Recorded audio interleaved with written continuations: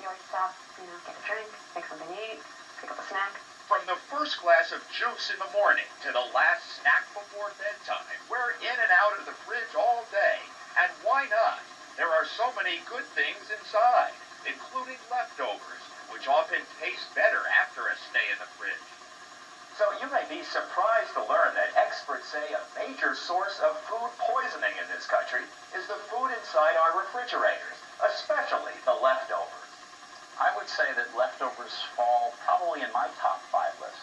Food scientists like Rutgers University professor Donald Schaffner say when it comes to refrigerating leftovers and many other foods, most of us are making mistakes that could be making us sick, probably are making us sick.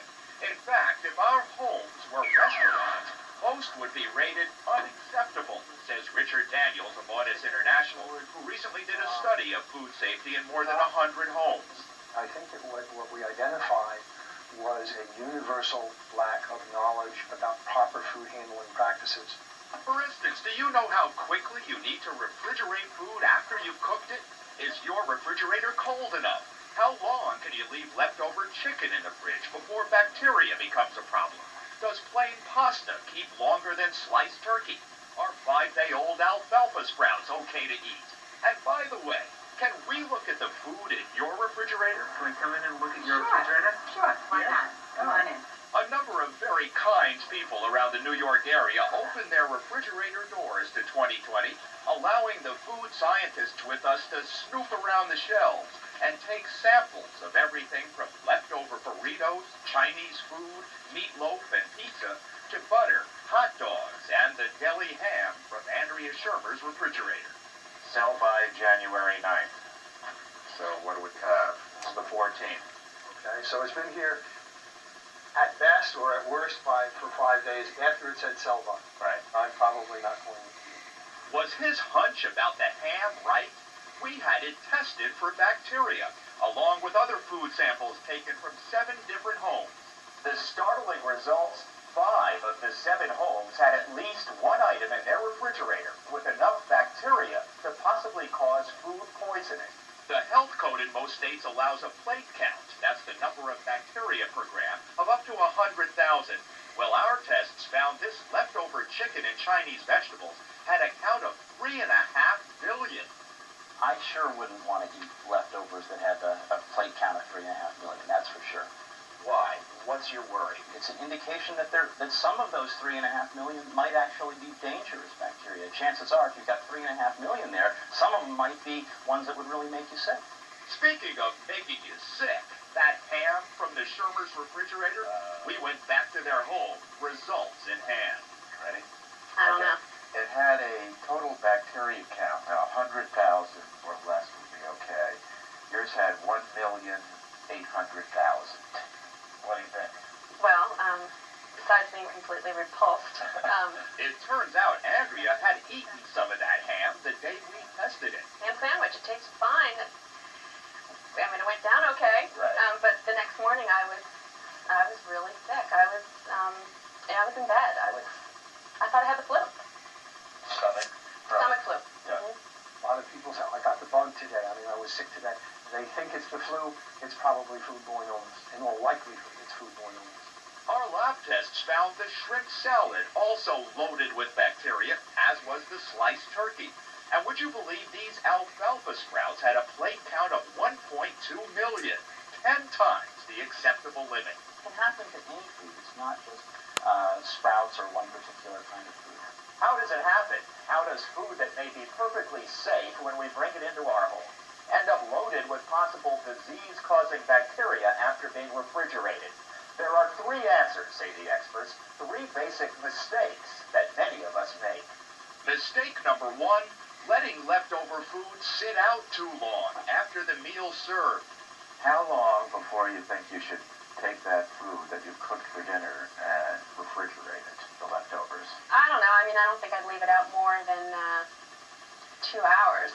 That's too much time, says Professor Schaffner. My recommendation is that leftovers get into the refrigerator. I like to see them in the refrigerator within an hour after they've been set out. That's because even though thorough cooking kills a lot of dangerous bacteria like Salmonella and E. coli, there are heat-resistant spores that survive the cooking process, and they thrive at room temperature. And if the food sits around for long enough, those spores can begin to grow. They'll produce cells, the cells will grow, and they'll make a toxin that can make people sick. If you get those leftovers in the fridge within an hour, the bacteria won't grow as quickly. That is, if your refrigerator is cold enough. Which brings us to common mistake number 2. People are putting these leftovers into refrigerators that are just at too high a temperature. What's the ideal refrigerator temperature? 40 degrees or less, says the professor. Do you think most people keep their refrigerators at that temperature of 40 or below? I think most people don't. In fact, we took temperature readings at the 7 homes we visited and found 6 of them had refrigerators too warm. A cold refrigerator won't completely stop bacteria from growing, but many of the pathogenic bacteria, the ones that make us sick, grow considerably more slowly the lower the temperature. a simple $5 refrigerator thermometer is a great safety measure, he says, just like the one Andrea Shermer got after we discovered that bacteria-loaded ham on our first visit. Oh, see? I made it. 40 degrees. Perfect. You've learned your lesson, right? But watch out, warns Professor Schaffner. Not all parts of the refrigerator are the same temperature. Because the door is open so often, its temperature is almost always warmer than inside. Too warm to store perishables, he says. It's a bad idea to put eggs, for example, on the door, even though many holders have a place for eggs on the door. Why do they put the egg holders on the door then? Maybe people who are trained in food microbiology don't design refrigerators. I don't know. Okay, let's say you've stored your leftovers in the refrigerator within an hour at a temperature of 40 degrees or less. So far, so good. But a lot of people get in trouble by making common mistake number 3. Eating leftovers that have been in the refrigerator too long. How long is too long? You may be surprised. For leftovers and things that you've prepared yourself, a good rule of thumb is to leave it in the refrigerator for no more than a couple of days, 2 to 3 days. And in fact, almost all the foods that flunked our bacteria test had been in the refrigerator longer than 2 or 3 days.